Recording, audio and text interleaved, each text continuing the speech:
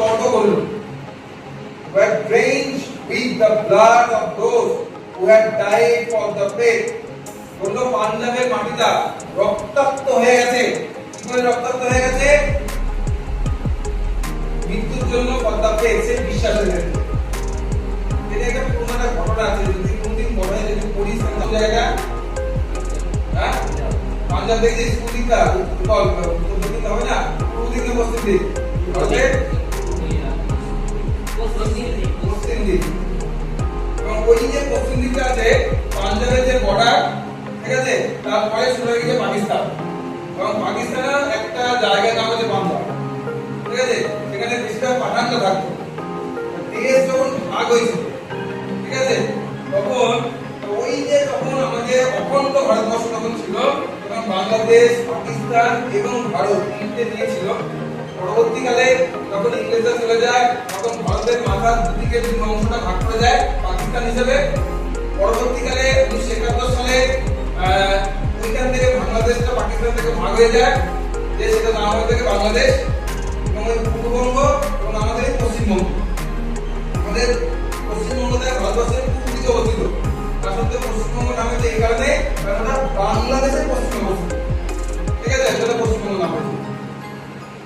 এখন ওই যে জায়গাটা যখন যেটা হয়, যেগুলো মাঝখানে বা বর্ডার লাইনে যে রাজ্যগুলো থাকে, সেই সময় যখন ভাগ হয়, পার্টিশন হয়, তখন কিন্তু ওই উভয় পক্ষের মধ্যে তখন কি হয়, গন্ডগোলটা বাঁধে। তখন কি হয়েছিল, বেশিরভাগ ওই এলাকা জুড়ে যে জায়গাগুলো মুসলিম সম্প্রদায় যে এলাকাগুলো বেশি ছিল, তারা বেশিরভাগ চলে গেছিল পাকিস্তানে, এবং পাকিস্তানে যে হিন্দু সম্প্রদায় যারা বেশিরভাগ ছিল তারা চলে এসেছিল পাঞ্জাবে। এবং এই যখন এই এক্সচেঞ্জ হচ্ছিল, সেই সময় কিন্তু প্রচুর খুন খারাপ হয়েছিল, ঠিক আছে, কারণ একটা ট্রেন পুরো মৃত হয়ে চলে এসেছিল, এবং এখান থেকে সেই গন্ডগোল কিন্তু তৈরি হয়েছিল।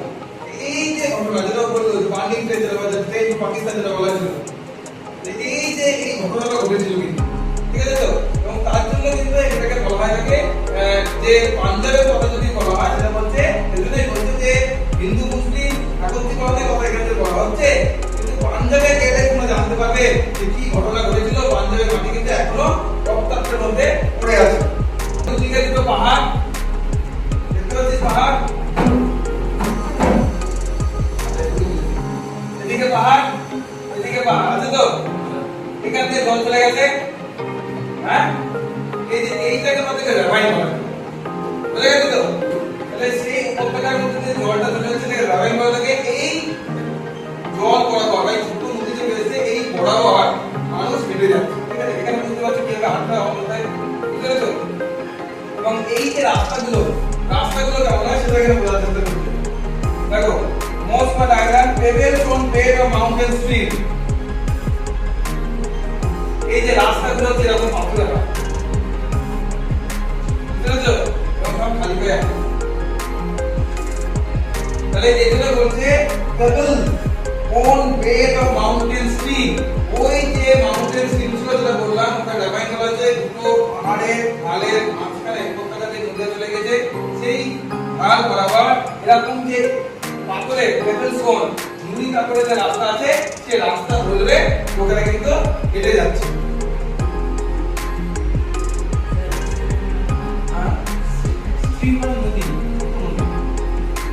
The slopes above it were dark with pine trees.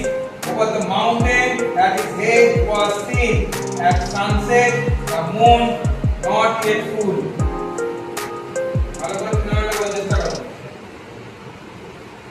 এই হচ্ছে দৃশ্য, ভালো করে বোঝো।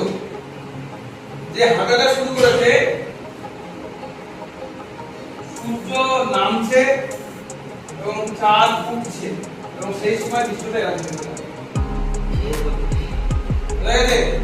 অমরনাথ যাত্রায় যারা গিয়েছে রাত্রিবেলা যখন হোটেল থেকে বের করে, তখন হচ্ছে এরকম দেখতে লাগে, এরকম ছোট ছোট তাবু বা হোটেল দুটো আছে, এই রাস্তা বরাবর সবাই হেঁটে হেঁটে যাচ্ছে, এই দৃশ্য পথ, ঠিক আছে। তাহলে এই পাহাড়ের ঢাল বরাবর যখন সূর্য অস্ত হচ্ছে এবং চাঁদ উঠছে, সেই সময় এই যে এরকম লাগে। It was the scene of Switzerland or Norway at the gentlest and loveliest. এটাকে দেখে সিস্টেম নিবেদন হচ্ছে যে এখানকার যে এলাকা ওটাকে সুইডেন এবং সুইজারল্যান্ড আর নরওয়ে এই দুটো জায়গার যে দৃশ্য দেখতে যেরকম লাগে দুনিয়ার বেলা ঠিক সেরকম দেখতে লাগে। Right?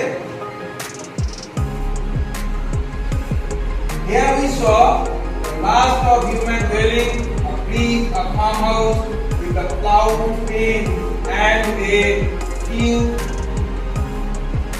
sheltered huts. আপনারা চেষ্টা করুন।